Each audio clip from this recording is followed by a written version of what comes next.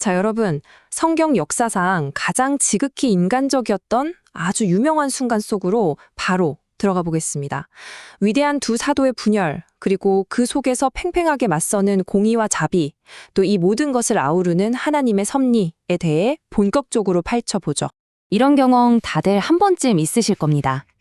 누군가랑 정말 심하게 다퉜는데 가만 보면 나도 맞고 상대방도 맞는 말만 하는 상황 말이죠. 결국 타협점을 못 찾고 관계가 완전히 끝나버리는 그런 뼈아픈 경험이요. 오늘 우리가 살펴볼 이야기가 딱 이렇습니다. 아주 전설적인 두 친구 사이에서 벌어진 엄청난 충돌을 통해 이 익숙하면서도 답답한 상황을 어떻게 바라봐야 할지 한번 알아볼게요. 솔직히 우리 모두 역사적인 신앙의 영웅들을 좀 우상화하는 경향이 있잖아요. 그들은 절대 실수 따윈 안 할 거라면서요. 그런데 사도행전 15장을 보면요. 초대 교회의 거물이었던 사도 바울과 바나바가 말 그대로 대판 싸우고 갈라서는 장면이 나옵니다. 인간은 완벽하다는 우리의 그 예쁜 환상이 여기서 아주 산산조각이 나버리죠. 첫 번째로 짚고 넘어갈 부분은 바로 이겁니다. 오류를 범하는 영웅들. 도대체 왜 이렇게까지 싸웠을까? 이 근본적인 원인을 이해하려면 개혁주의 신학에서 인간의 본성을 어떻게 보는지 잠깐 살펴봐야 합니다. 흔히 말하는 전적 부패와 성화의 개념인데요. 쉽게 말해서 아무리 깊은 신앙을 가지고 거듭난 리더라 할지라도 이 땅에 발을 붙이고 사는 이상 여전히 우리 안에는 부패하고 불완전한 본성의 찌꺼기가 남아있다는 겁니다.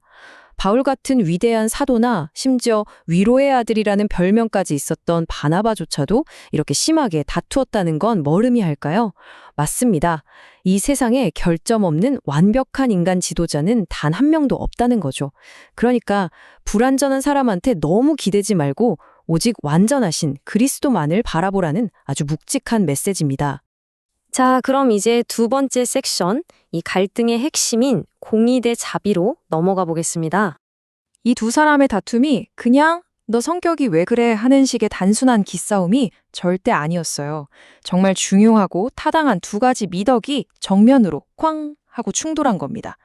바울은 사역의 무결성, 즉 공의를 철저하게 주장했고 반대로 바나바는 영혼을 회복시키는 자비에 모든 포커스를 맞췄습니다. 요약하자면 이래요. 바울은 복음이라는 거대한 사명을 위해 아주 엄격한 책임을 요구한 반면 바나바는 예전에 실패했던 마가라는 청년에게 은혜를 베풀어야 한다고 굳게 믿고 굽히지 않았던 거죠. 바울의 입장을 한번 들어볼까요? 들어보면 와, 진짜 구구절절 맞는 말입니다. 마가 요한이 1차 전도 여행 때 짐을 싸서 중간에 무책임하게 돌아가 버렸잖아요. 바울 입장에서는 하나님의 거룩한 일은 장난이 아니다. 절대적인 헌신이 필요하다. 이렇게 생각했던 겁니다. 한 개인의 나태함이나 무책임함 때문에 복음 전파라는 목숨 건 사명을 타협할 수는 없었던 거죠. 철저한 엄격함만이 복음의 무결성을 지켜낸다는 바울의 이 공의는 그 자체로 너무나 확고하고 정당했습니다. 그런데 말이죠. 바나바의 관점도 들어보면 고개를 강하게 끄덕이게 됩니다.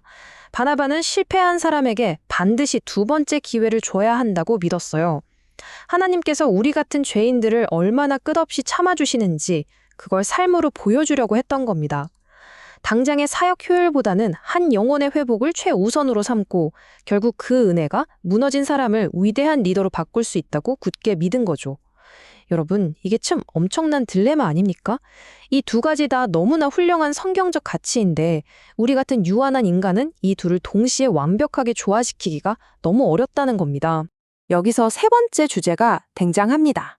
바로 하나님의 놀라운 섭리입니다. 절대 양보할 수 없는 두 개의 엄청난 미덕이 정면 충돌해서 결국 이 위대한 두 리더가 갈라섰습니다. 진짜 큰일 난 것 같죠? 하지만 여기서 우리는 섭리라는 아주 기가 막힌 개념을 만나게 됩니다. 섭리가 뭐냐고요? 우리의 그런 부정적인 갈등, 모자란 결함조차도 궁극적으로는 성장과 선을 이루는 데 사용하시는 하나님의 주권적인 능력입니다. 이들의 그 쓰라리고 뼈아픈 분열이 오히려 하나님의 일을 더 크게 확장하는 아주 강력한 도구로 쓰이게 된 건데요. 결과를 한번 짚어볼까요? 진짜 놀랐습니다. 둘이 싸우고 갈라지기 전에는 바울, 바나바, 마가 이렇게 딱 한 팀이었죠. 당연히 커버할 수 있는 지역에 한계가 있었습니다. 그런데 분열 후에는 어떻게 됐죠? 바울은 실라를 데리고 가고 바나바는 바가를 데리고 갑니다. 두 팀이 되어버린 거예요. 그 결과 복음이 무려 2배나 빠른 속도로 퍼져나갑니다.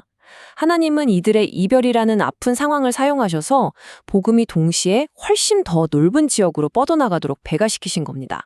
인간의 연약함이 하나님의 큰 그림을 망친 게 아니라 오히려 하나님의 뜻을 더 풍성하게 이뤄낸 셈이죠. 그럼 이 엄청난 폭풍의 한가운데 있었던 청년, 마가 요한은 어떻게 됐을까요? 첫 번째 여행에서의 뼈아픈 실패와 도망, 그로 인해 일어난 두 거장의 대판 싸움. 하지만 그 이후 바나바 밑에서 아주 끈질기고 따뜻한 멘토링을 받으며 보낸 시간들, 그리고 마침내 바울 생애의 끝자락에 이르렀을 때 하나님이 이 갈라짐의 과정을 통해 어떻게 그 실패했던 청년을 훌륭하게 빚어내셨는지 정말 확실하게 볼 수 있습니다. 이 이야기의 진짜 하이라이트는 바로 여기입니다. 궁극적으로 바나바의 그 자비로운 멘토링이 완전히 통했다는 거예요. 훗날 춥고 외로운 감옥에서 바울이 마가를 향해 이렇게 말합니다. 그가 나의 일에 유익하니라. 와, 한때 사역의 방해물이라고 내쳤던 청년을 향한 이 뭉클한 화해의 고백, 정말 전율이 돋지 않나요? 갈등은 끝이 아닙니다. 오히려 우리를 깎고 다듬어서 진짜 성숙으로 이끌어가는 엄청난 과정이라는 걸 이보다 더 잘 보여줄 순 없겠죠. 자, 이제 마지막 4번째 섹션, 겸손의 교훈입니다. 그렇다면 이 2000년 전의 신학적 긴장 상태를 오늘날 우리의 일상, 리더십, 인간관계에 어떻게 적용해 볼 수 있을까요? 깊은 갈등에 만났을 때 기억해야 할 4가지 스텝이 있습니다. 내가 무조건 100% 옳다고 핏대를 세우기 전에 첫째, 나 자신도 틀릴 수 있고 한계가 있다는 걸 쿨하게 인정하세요. 둘째, 나와 완전히 반대되는 저 사람의 의견 속에도 아주 타당한 미덕이 있을 수 있다는 걸 보셔야 합니다. 셋째, 나의 그 알량한 옳음보다 하나님의 더 크신 주권을 신뢰하시고요. 마지막으로 궁극적인 연합을 위해 성령님의 도우심을 간절히 구하는 겁니다. 내 주장만 우격다짐으로 밀어붙일 게 아니라 하나님의 계획이 내가 지금 벌이고 있는 이 작은 말싸움보다 훨씬 더 거대하다는 걸 겸손하게 받아들이는 게 진짜 영적 분별력인 거죠. 이제 이 해설을 마무리하면서 여러분의 마음속에 작은 질문 하나를 던져두고 싶습니다. 만약 하나님께서 성경 속 그 엄청났던 갈등조차 궁극적인 선을 위해 완벽하게 사용하셨다면 지금 여러분이 겪고 있는 그 답답한 갈등은 과연 어떻게 사용하고 계실까요?